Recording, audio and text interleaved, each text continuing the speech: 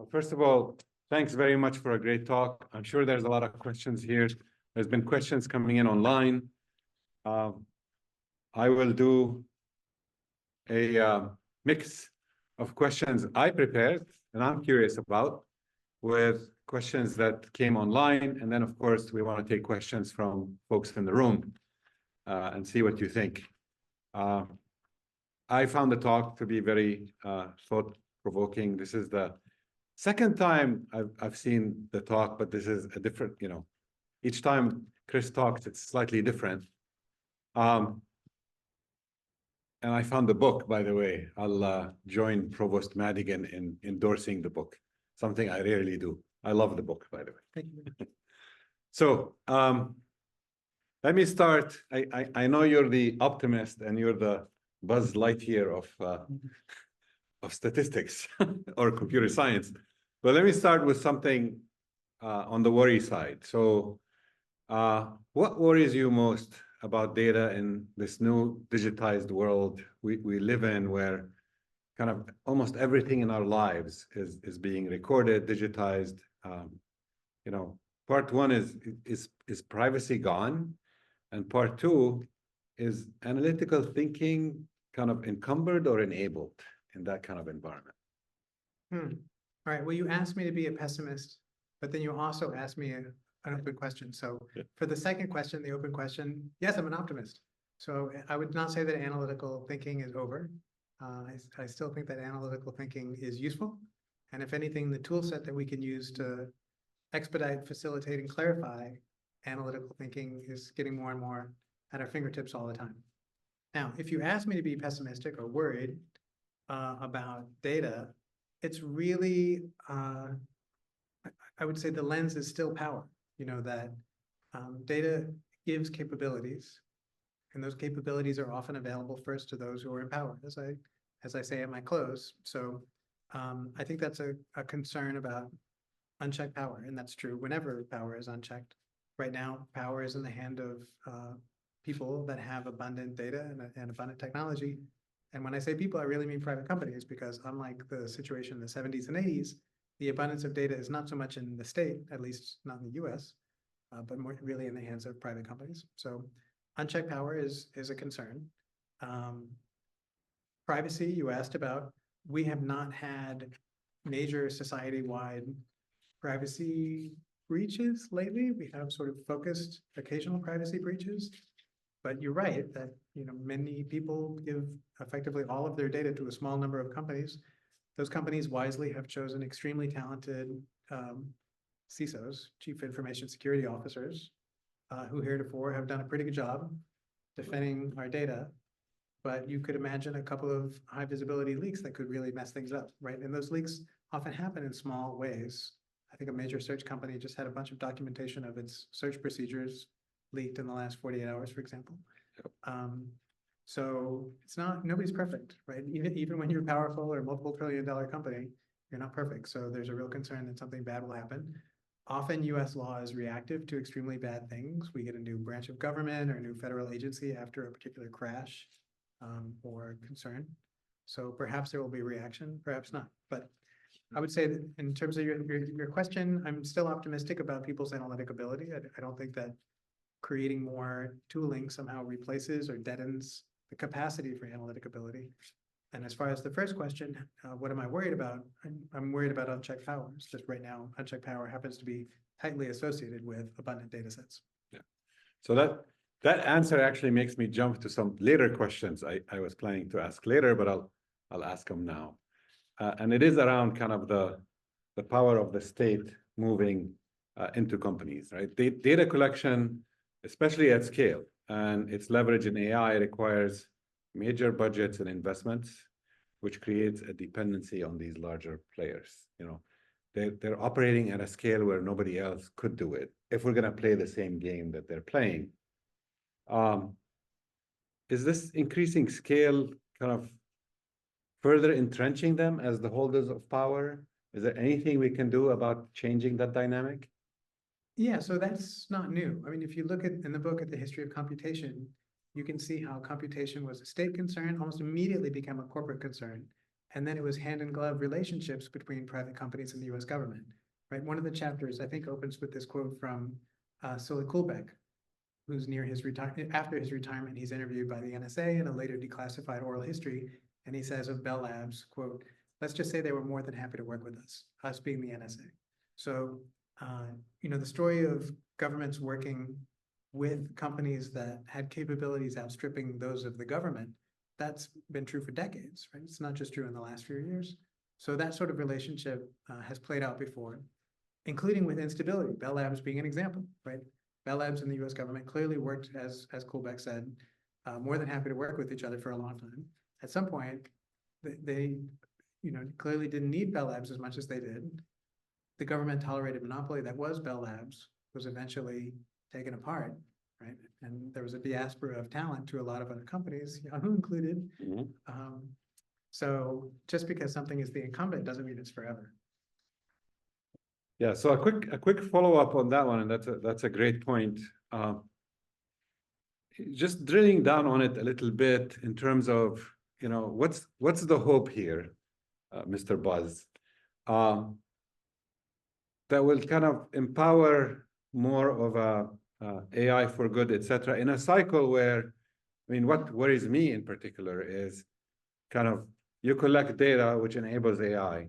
As you do more AI, you actually end up getting more data. So AI begets data, begets AI, begets data, and they have that cycle. Yep. And it seems to get worse. Kai Fu Lee has a book where he specifically calls out this virtuous cycle of computation and data. So what do we do to redirect it to kind of AI for good or public good or concern like that? Is there anything we can do? Sure. There's norms, laws, markets, and architecture as different forces that regulate. So we think about law as the only force that regulates. Our norms themselves shape what people do. Markets shape what people do when we choose to spend money on different things. Architecture, in this case, means technology, which suddenly changes things, and those other forces sort of react to fast changes in architecture. So you make a new technology, almost immediately the market responds and people start making, books about that new technology. And then later our norms change and people establish, is it okay to use this technology in some new context? And then much later, laws respond. But what has to happen for laws to respond, particularly laws to respond in a way that's regulatory? Well, harms need to occur. Those harms need to be illustrated. Somebody needs to expose that harm. The harms need to be attributed to some particular party that's going to be on the receiving end of that regulation.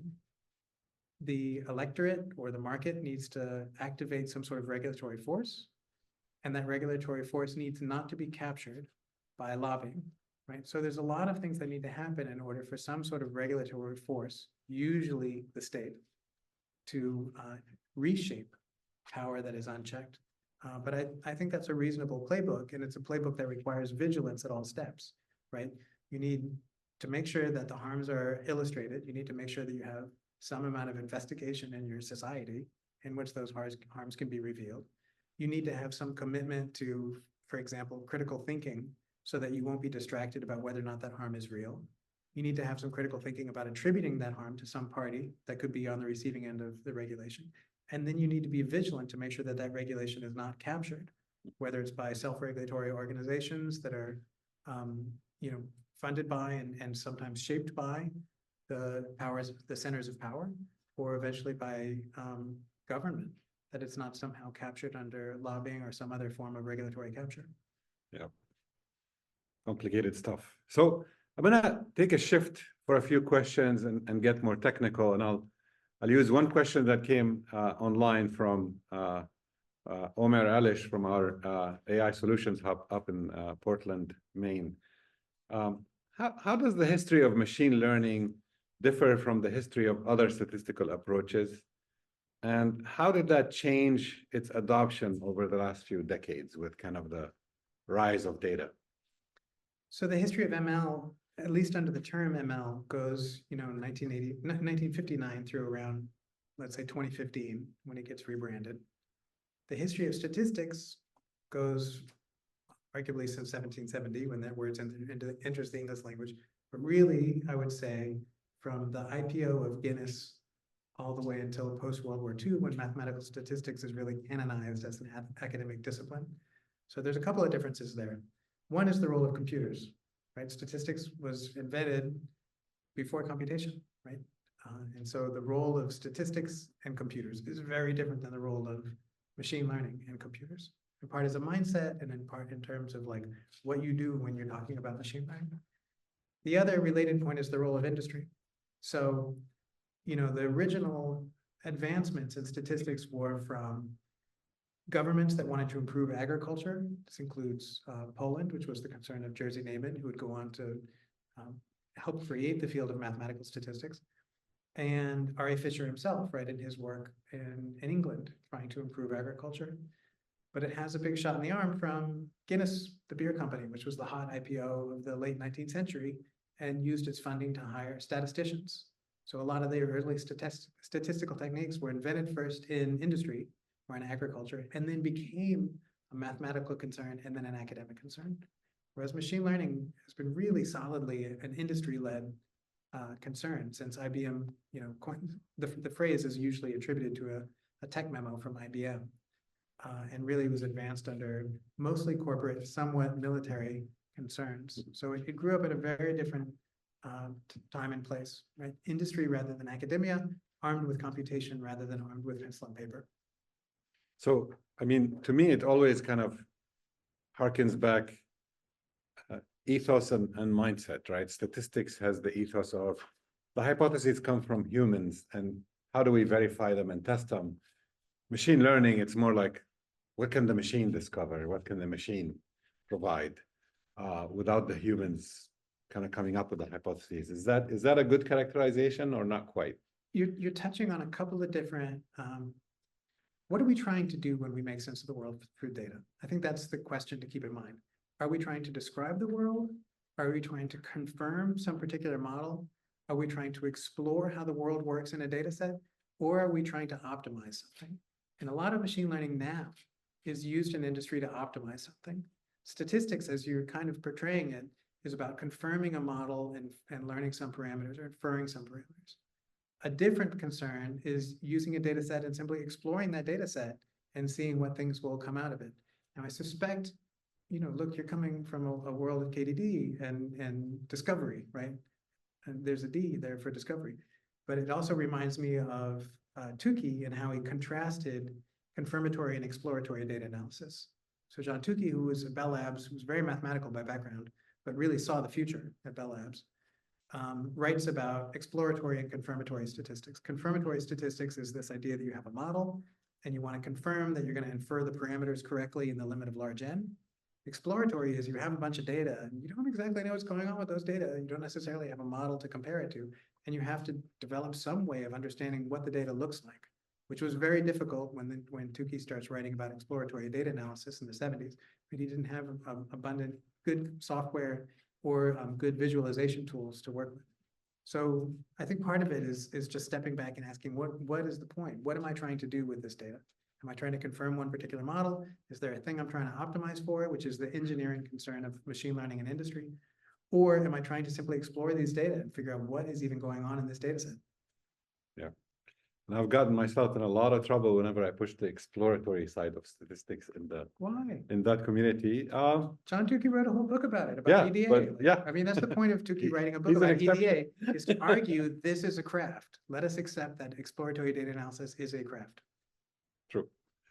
So let me now kind of get a bit more technical. Historically, we've been dependent on data analysis by measuring attributes, and historically they've been numerical ones. And you talked about the l'homme moyen and kind of the average man and statistics around that. For scientific analysis, for understanding statistical phenomena, what would be the story for unstructured data? Text, images, audio, video, where you get different kinds of distributions, and maybe we'll go into the distributions, power laws and categorical data and so forth. How does that shift happen? There has been several shifts. So in terms of language, as you know, for many years, it was believed that understanding language mattered, right? So it was believed that if you wanted to do natural language processing, it would be useful to understand language first. We have now left that.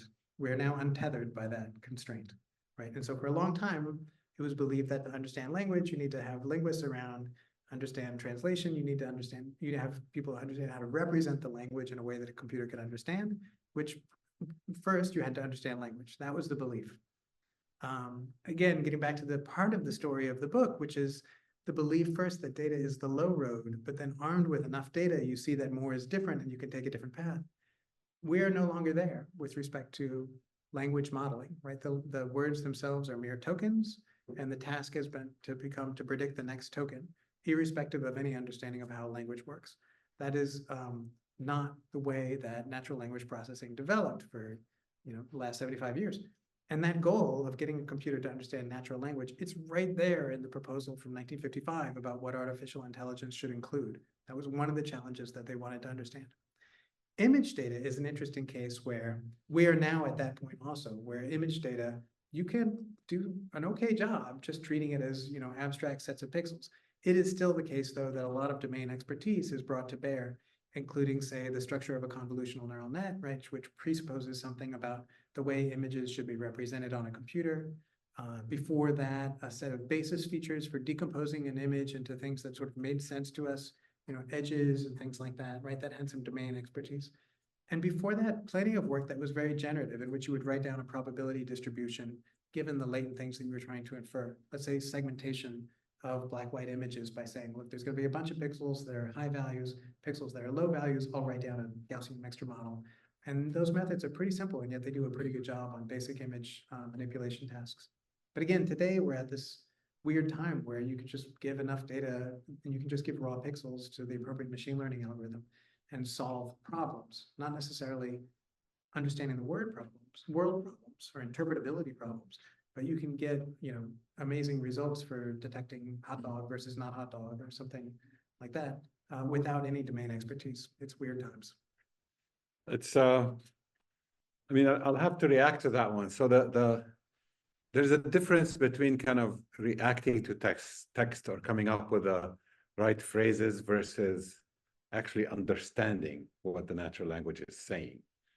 Are you proposing that these stochastic parrots are forming an understanding? I try very hard to stay away from words like understanding, in the same way that Alan Turing encouraged us to stay away from the question, can machines think?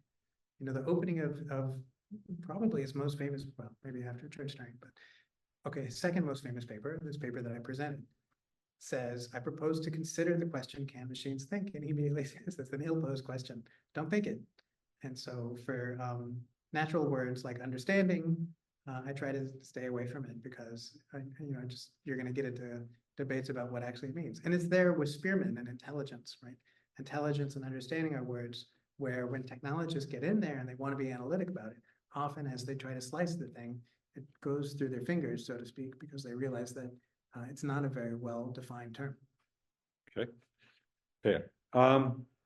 So we have entered the age of generative AI. And one of the things, like to me at least, it means that somehow leveraging unstructured data, which for a long, long time was kind of not leveraged enough. And the only way we dealt with unstructured data is by sitting down, defining attributes, feature engineering that we think capture meaning and kind of transposing it to that space.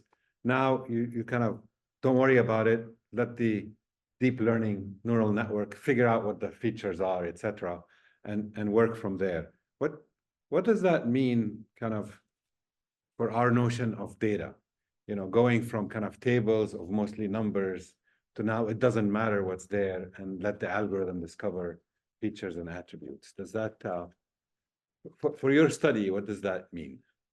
Right. So my prior reaction to almost anything is, why is this not new? So for that one, reasons why it strikes me as not new includes the Claude Shannon example that I showed, right? So Claude Shannon had already showed in 1945, declassified in 1949, that you can make a small language model, and it just tightly depends on what corpus you're training on. But you can generate stuff that, will often sound like it was human, right? It parses. And the other thing that makes this question not necessarily new stuff is my earlier point about predictive power versus interpretability, right? We've had methods, Bryman writes about this in 2001. It's been known for a long time that you can generate methods that are really good at prediction, for which you don't stand a chance of interpreting, right? I mean, Bryman, was showing this with random forests in it's the 80s, that you could get really good predictive power, and it doesn't mean you can really understand how the model works the way it works. So I think now we need to accept it as a set of design principles. Like, are you trying to design something to be predictive? Are you trying to design something to be interpretable? A little of both. Predictive power is usually easily quantified. There's usually some consensus as to what you're talking about when you talk about predictive power. Interpretability, less so. Is logistic regression interpretable? Well, it kind of depends. Are the features collinear with each other? Are some of the features binary and some of them real valued with some skewed distribution? Right? I mean, even interpretable, like it's a word we use this as easily as we use words like understanding and can machines think. But as you try to slice it, you realize that it's not exactly clear. And we're on the, two people might have different disagreements about which one is the more interpretable model, so to speak. So is feature engineering still a thing? Are we we have this cottage industry of people sitting down and thinking through features and all of that, and it seems to be going away rapidly. What are your thoughts on that? Given abundant data. So feature engineering is useful for predisposing your model to success and for interpretability. Right? If you pose the model in a language that people understand, then you stand a chance of it being interpretable. Right? Like let's say that I've represented language in terms of parts of speech. If I learn something about, noun, verb, noun, then I have something that's interpretable because I put it into the computer, right? I chose that as my schema.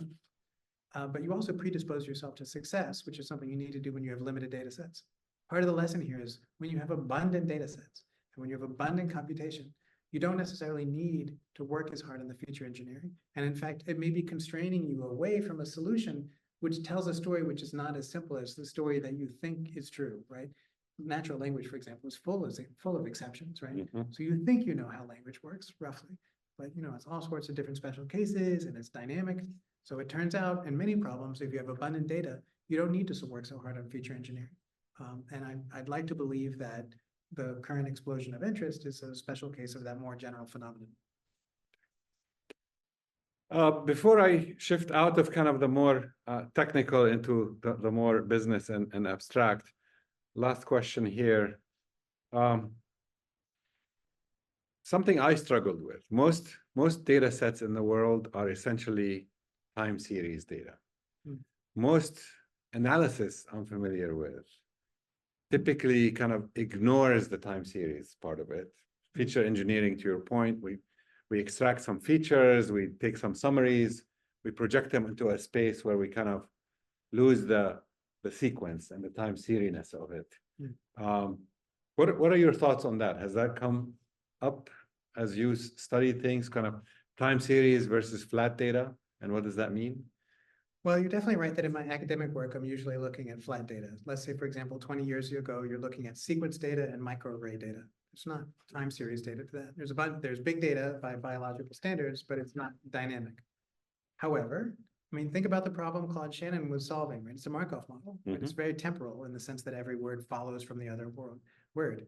And in fact, some of the most attention-getting models right now are models about predicting the next word, not necessarily a word left out in the middle, as we were doing with word defect, but literally the next word, right? That is a time series problem in which you have a bunch of tokens, they follow after each other in a way that you could call time, right? Words on a page, for example, flows like time. So I would say time series data are still there. We're still working with it. In addition to places in which it's sort of obviously and explicitly time, let's say climate modeling or something like that, which is an exciting big data problem. Or weblogs, or anything with events happening one after the other. Event data in a company is absolutely time series data. You're right. So the other thing about users is they change. So you often are in a situation where you're building a digital product and you need to build a model that forgets. Right, the news business is an example. Right, news is only new when it's news. Right, sorry, news is only news when it's new. Yep. Right. So explicitly, if you're in, I don't know, Yahoo was recommending news stories. Explicitly, you need to think about how to throw away the old data as the laws of physics change, which really means user behavior is constantly changing. Yeah, recommending old news is probably not a profitable thing. So shifting out now to kind of your experience at the New York Times and your role there. How is data thought of as an asset? at the New York Times. What are the issues you worry about in your role? I would say that the New York Times data is thought about as an asset and a product, certainly for internal product consumption. So it's important to think about the data as being valuable, but it's also important to think about the working of some community, for example, a company, as a place in which you might have one part of the org that's making sure that the data are captured, another part of the org that's responsible for making sure that the data are accessible and available, and that they are useful. And making sure the data is useful is like a product concern. It's like a product manager's concern, which means different people parts in the org have to actually talk to each other, understand what the pain points are for different product owners, business owners, and make sure that you're creating data products, right? So those data products could be scheduled processes that do extract, transform, load, present the data in a way that's cost effective, accurate, meets the needs of some real human being. So I would say the way you framed it is at a minimum. It's certainly seen as an asset, but even more than an asset, it's thought of as a product, something that you actually think about who is the user and what are you going to do to turn the material, to process the raw material into something that's useful to a real human being. And when it's done within a company, it's great because you know the entire addressable market, right? You can just go talk to the team that's going to be using the product that you're building. I would say that you need to make it an asset, but also a product. So since we're talking about New York Times, let's talk about journalism and data and kind of the new AI with journalism. How do you foresee and this question came from online, how do you foresee the integration of speech interfaces in journalism? Are there specific use cases where you imagine users interacting with the content through speech? And does that kind of change the nature of an article? Well, first I should say I'm not a journalist, so I don't actually have the craft of journalism. But from a product perspective, that is one of the things that the New York Times has invested in, is making more and more of the content available as audio, so that you can make automatically generated audio. And again, that gets back to norms. Like podcasts, happened decades ago. They just sort of didn't thrive until maybe 5 years ago. So people's norms and the way they choose to use technology has changed, such that now people really enjoy listening to audio. As to whether or not people could use free speech to interact, I don't see why not. I mean, in some way you're doing it if you're doing a search on the phone and instead of typing in the topic you're looking for, you press the speech to text feature, right? Then you've done the same thing that in principle the journalism company could have done it too. It's just you're doing it on the phone as the front end to turn it into speech to text rather than asking the company to turn your speech to text. Except now as a navigation tool, that is. Yeah. I could see it being really useful for efficiency of the user. Yeah, definitely kind of as a search tool, but does this change kind of the nature of what you think about when you write an article? If somebody's not going to kind of linearly traverse it, like the author meant them to read through it, but they may be asking questions back and forth and hopping around different parts of it. Does that kind of pose an interesting challenge or anything new we have to think about? That sounds super fun. And I would say that's a great question to ask somebody who possesses the craft of journalism. Yeah. Because I mean, as a data scientist, like there are things that I know well, but like the craft of storytelling and how to be creative with that, I don't make any claims to being a creative storyteller. Fair. So another question from online. How do you think the emergence of a generation born into AI-driven world will influence journalism? What types of changes do you anticipate in response to this shift from a population that didn't know AI to a population that was born into it? Yeah, that's hard to predict. I mean, I would say the product change has been a big one, in which people went from experiencing news as a dead tree laid out on their table for half an hour at a time to experiencing reality in the palm of their hand while they're waiting for the light to change. So that product change, I think, had a big change in the way people interact with information generally. As far as AI, that is hard to predict, right? Because again, it's about technology, but also people's norms and markets. So it's uncharted territory. Okay, one more question from online, and then we'll take some questions from the room. If you have a question, think about it and raise your hand. So we're in a world where kind of generative AI is making it easy to get at summaries, to generate candidate explanations, to do kind of knowledge economy tasks on our behalf. how do we need to think about data and data analysis here? The modification that came online was as AI continues to automate various aspects of our life, it also promises to bring automation to data science.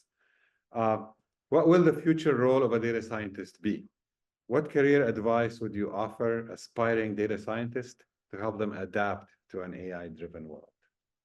I mean, a good example there is writing code. So if you're generating code, ideally, you have a vision in your head for the design of the analysis. Then you have to put it into code, and it's called code because it's not natural language, right? It's as though you're encoding something in a way that somebody else will understand, specifically the computer or the compiler will understand it. That involves a lot of specialized syntax, which you generally spend a lot of time looking up or doing it by trial and error. So AI clearly can make that a lot more efficient, that part of the task. Not the designing the problem in your head, but getting the syntax right. That said, it is often wrong, right? The same way that Stack Overflow is often wrong, right? Any AI that's helping you out is often going to get it wrong. So there's, I would say, increased need for vigilance and QA on the part of the developer to make sure that it's generating the results you want. And that can involve test-driven development, where you make a set of small tests and make sure that the fundamental routines are doing what they're supposed to do. But it can involve reading the code. So, I mean, the best way for people to know that the code is doing what it does is to actually read the code. So whether or not you write the code from scratch, or whether or not you design the algorithm and then work with a tool to turn your natural language into computer code, I think there's still going to be a lot of role for human beings there, right? The human beings understand computation well enough to design the algorithm in their heads, and then they have to make sure that they design through what are the tests that the code should pass in order to work the way you think it's supposed to work, and then actually reading it to verify that it's doing what you think it's supposed to be doing. Those are all things for which humans are still useful. Read the code, and it's not just read the code, it's actually understand the code, which emphasizes something I care a lot about, which is the importance of skill. Like those who have the skill can leverage these new tools so much better than those who are not as good programmers, if you're talking about programming. But whatever skill it is that you're using, which kind of, to me, gives hope to higher education, right? We still have a role to produce people that have the skill. Any questions in the room? Yeah. I think a mic is coming your way.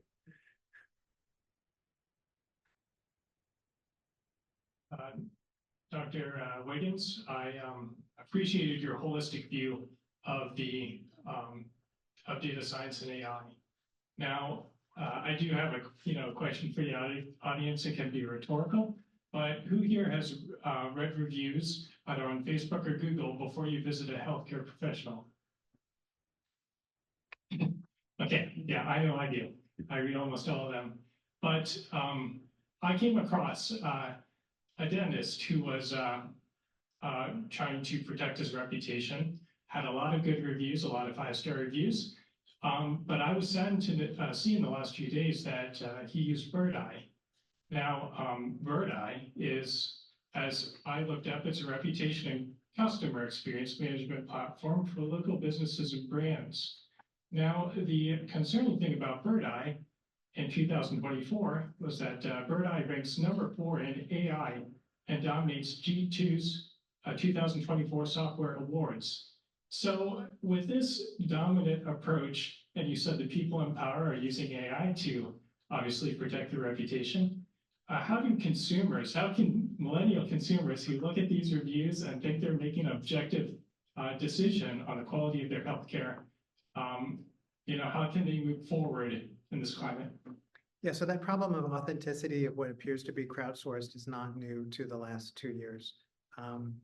Examples include allegations of Yelp or other review sites that either encourage people to give good reviews or encourage company owners to provide advertising in exchange for suppressing bad reviews or things like that. So there's a long history before the last 2 years of people being concerned about the authenticity of what appears to be organically generated, user-generated content. In terms of what are people to do, I would say skepticism, right? So there's some level of skepticism that's sort of one part of the game, such that people need to be appropriately skeptical of what they see online and understand that like you need to triangulate across multiple sources and you need to have some skepticism and to look for various tells, either in terms of the language or consistency of multiple different reviews. You know, small tweaks like a product decision, like verified user, for example, verified purchase, right? Those are all ways that we're all constantly involved in this little arms race between platform companies and the market to try to convince the market that some feature that the platform company provides is trustworthy. Liz, I know we have a few hundred people online. Any questions you want to read from online?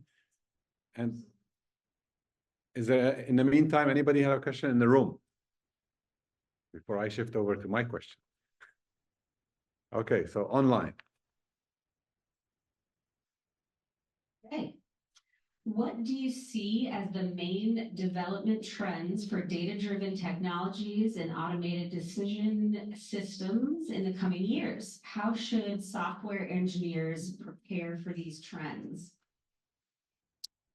Well, efficiency is a big one. So software engineering is getting more and more efficient all the time. And there's abundant AI tools to make it easy to go from natural language into computer language. Again, with the caveat that it still requires somebody to understand the algorithm at a high level to design the solution.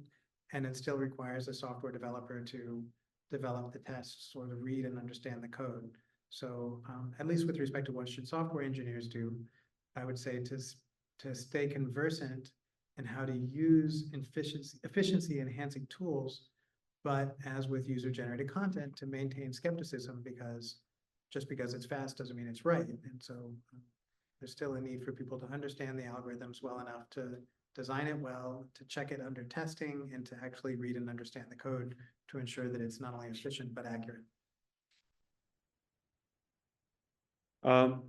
Is there a new type of science and scientific analysis over data that will be enabled by these new types of AI algorithms that seem to do more of the analysis implicitly? Another way to say this question is the scientific method and our way of doing research going to change?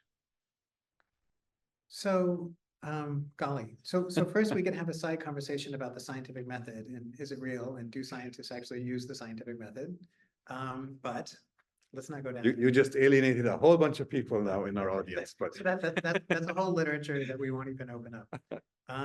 Instead, let's talk about what is enabled there. So again, data analysis, just like software engineering, it's being made more efficient via these tools, but it's not necessarily right. So you can give these tools a data table and ask it to do magic, and sometimes you just get it fail. Sometimes you get something that's a result and like on the face of it just doesn't look right at all. Yep. Worse, sometimes you get a result that looks like it's kind of reasonable, and then you share it with your friends, and then later you realize, wait, that didn't make any sense at all. yes. I was able to get that line exactly like I wanted to get, but not doing the transformation that I thought it was doing. So yeah, efficiency versus QA, I guess is true for all of these things, which are these tools are able to make you go fast, but it doesn't necessarily mean that it hasn't broken something on the way. And so you need to understand the system and to have some intuition in advance for what the graph should look like, so to speak, so that you can do some rigorous QA on any result that's produced using these tools.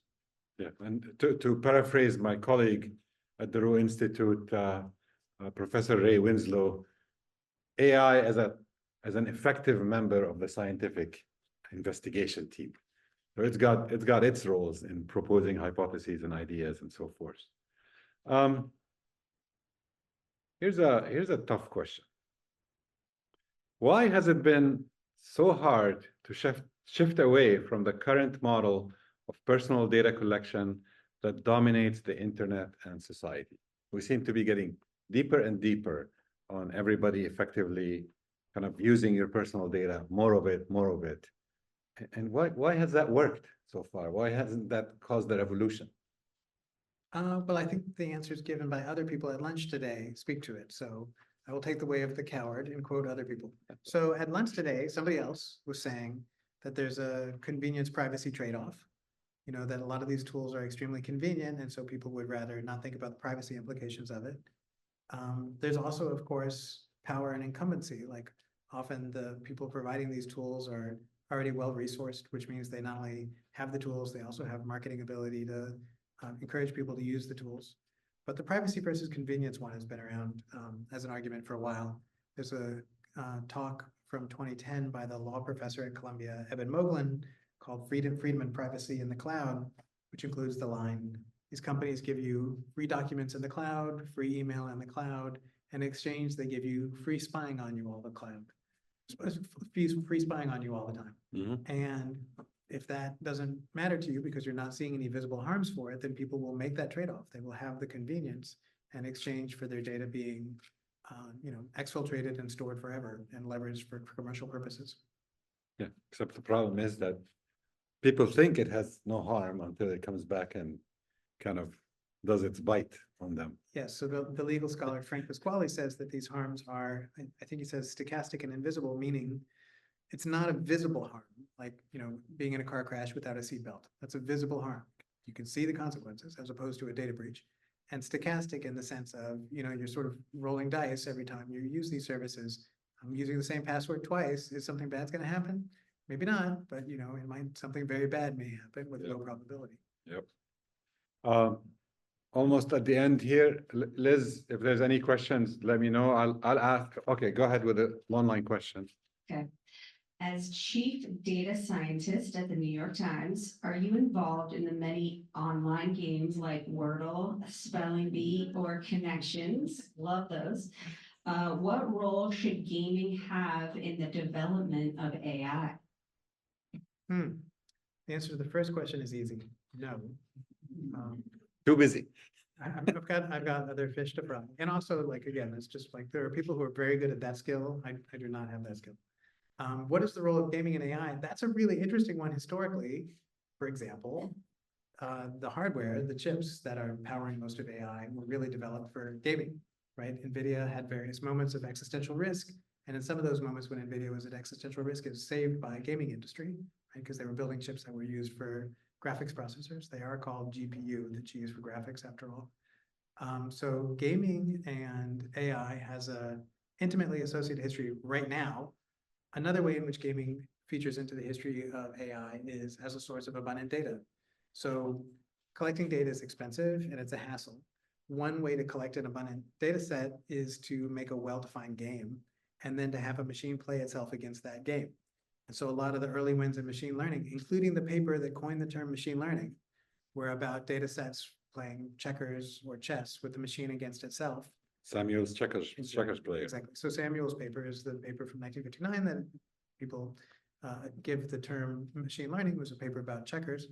And of course, AlphaGo. So AlphaGo as an eye-popping example from a couple of years ago of getting artificial intelligence to play Go. Part of the way that was done was not by recording recording a large number of human Go players.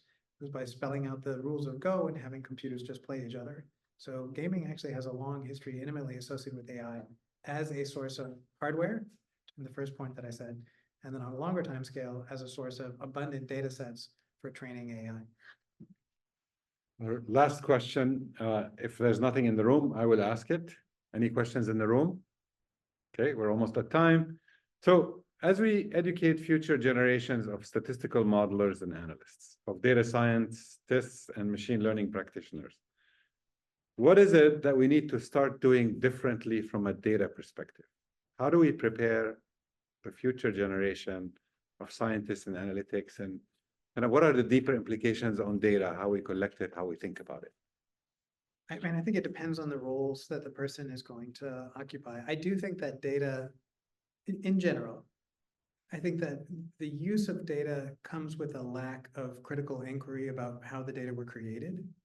If you think about bias in data, right? Bias in data is often a term people use when they realize that they thought the data set said one thing, but it actually meant something else, right? And they're sort of surprised at how the data were really generated. For example, when people talk about crime stats, statistics on crime, and what they really mean is statistics on arrests, right? And there's lots of things that go into an arrest happening that are very different than whether or not a crime happened. So that's an example of bias.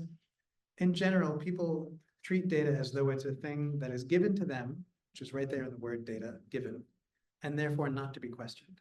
So I think there's a lot of work for any data professional to think about how were these data sets generated. Less so if you work in industry and the data were created as a form of instrumentation. So let's say you have a website and you work with software engineering teams that makes sure that the website is well instrumented and fires off a bunch of data. You have some sense of how the data were created because your friend wrote the code that's, or even you yourself wrote the code that's going to fire off the events and created the data.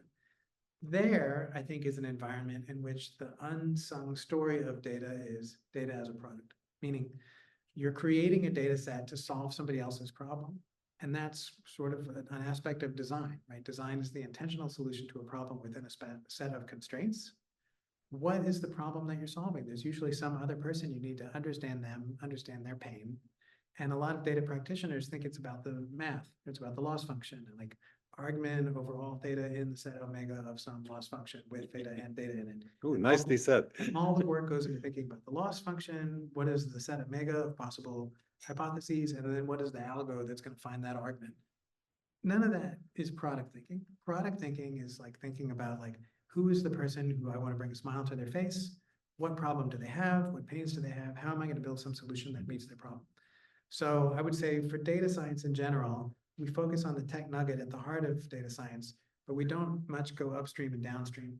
Upstream to where the data is coming from, what sort of critical questions should we ask about how those data were generated, and then downstream into what problem are we actually solving with our analysis. And that involves product thinking, design thinking, and actually talking to a human being who you want to make happy. Data science outputs as products. And on that very optimistic comment, please join me in thanking Dr. Chris Wiggins for a most amazing talk. Thank you, and see you in a couple of weeks.